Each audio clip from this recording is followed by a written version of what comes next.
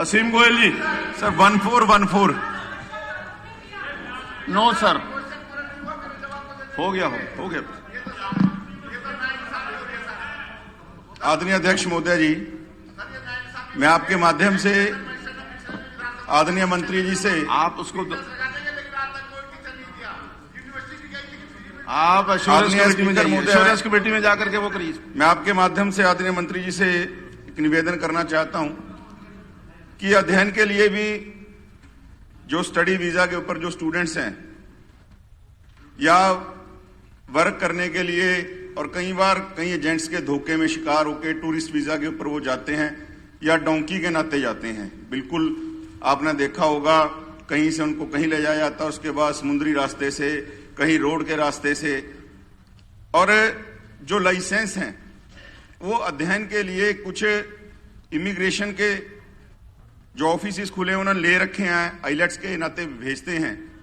लेकिन एक जो लाइसेंस मिलता है मिनिस्ट्री ऑफ इनकॉर्पोरेशन से, जो सेंटर से मिलता है, वो बहुत ही चुनिंदा यानी बहुत ही कम सेंटरों ने ले रखा है, क्योंकि उसकी फॉर्मेलिटीज बहुत ज्यादा हैं।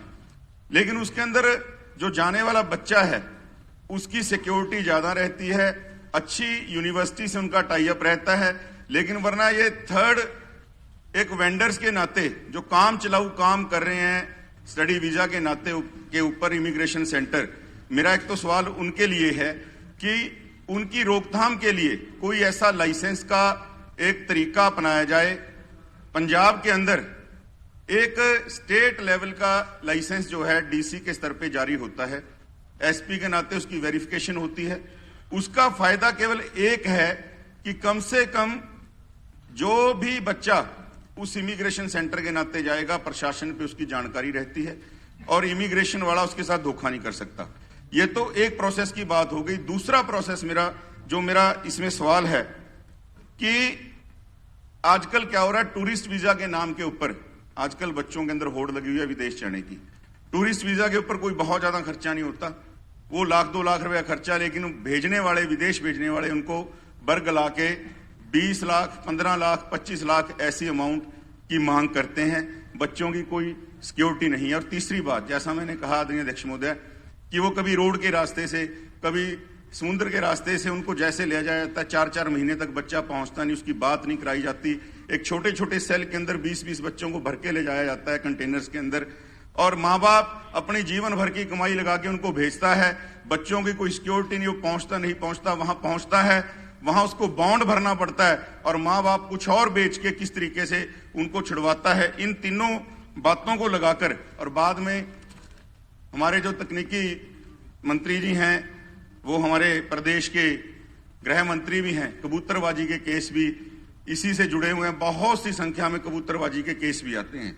ये सरकार के लिए भी, माँ बाप के लिए भी, स्टूडेंट्स के लिए भी ये एक ऐसा मैं कहना चाहता हूं कि ये ऐसा गलत एक सिस्टम बन गया है, कोई सिक्योरिटी नहीं है।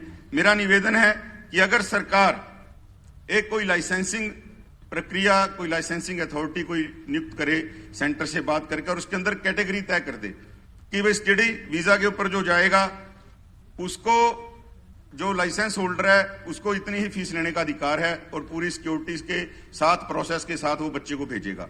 और दूसरा जो वर्क परमिट के ऊपर भेजेगा वो इतनी फीस ही मैक्सिमम ले सकता है, और बच्चे की सिक्योरिटी, माँ बाप की सिक्योरिटी, और ये जो कबूतरबाजी वाले केस हैं इनसे बचेंगे, और रेवेन्यू जनरेशन होगी स्टेट को।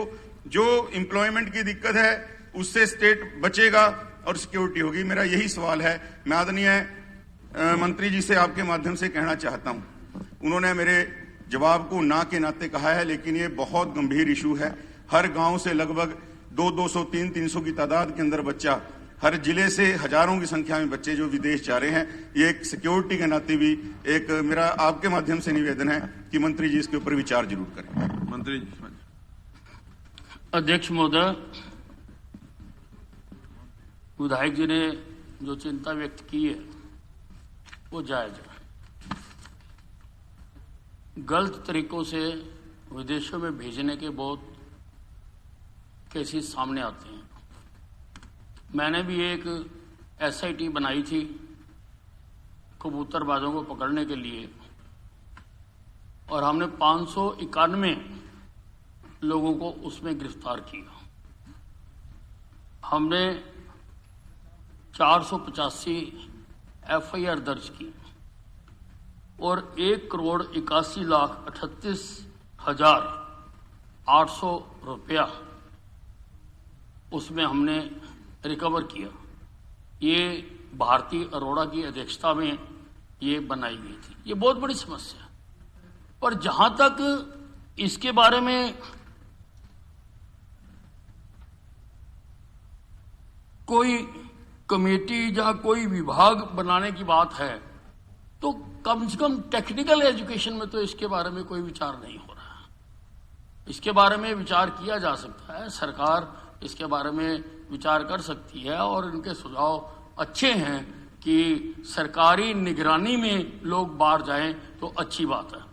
पिछले बजट सत्र में मुख्यमंत्री जी ने आश्वासन दिया था कि जो विद्यार्थी अपनी शिक्षा पूरी कर लेंगे और विदेशों में जाकर वो अध्ययन करना चाहते हैं, जहां रोजगार के अवसर खोजना चाहते हैं, उनको पासपोर्ट फ्री बनाकर दिया जाएगा। और वो टेक्निकल एजुकेशन ने भी अडॉप्ट कर लिया हुआ है, हम भी वो बनाकर दे रहे हैं। जहां तक एजेंसी बनाने की बात है, ऐसा अभी हमारे विभाग में कोई विचार नहीं है। माननीय दर्शकगण, अब प्रश्नकाल समाप्त होता है।